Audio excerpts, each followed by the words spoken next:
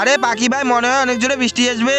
ওই দেখো নদীর ধারে দুইটা গাছ, চলো আমরা ওইখানে যাই। গাছ ভাইয়া, আমরা কি আপনার কাছে বাসা বানিয়ে থাকতে পারি? মনে হয় অনেক জোরে বৃষ্টি আসবে, বৃষ্টি থামলে আমরা চলে যাব। না, আমি কাউকে আমার কাছে বাসা বানাতে দিব না। গাছ, তোর ভিতরে অনেক অহংকার এসে গেছে। 2-3 দিন ধরে দেখতেছি কোনো পাখিকে তোমার কাছে বাসা বানাতে দাও না।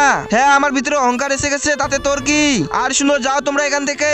গাছ, তোর খবর আছে। হ্যাঁ, কি খবর করবি কর। আরে গাছ, তোমরা ঝগড়া করো না, চলে আসো তোমরা আমার উপরে বাসা বানাও। ধন্যবাদ গাছ ভাইয়া। ঠিক সেই দিনে অনেক জোরে বৃষ্টি হয় আর সেই অহংকার করে গাছটা পড়ে যায়। দেখো, তুমি পড়ে গেছো, একেবারে ভালো হয়েছে তোমার সাথে। তুমি আমাদের তোমার কাছে বাসা বানাতে দাও নাই, অহংকারী সাজা পেয়ে গেছো।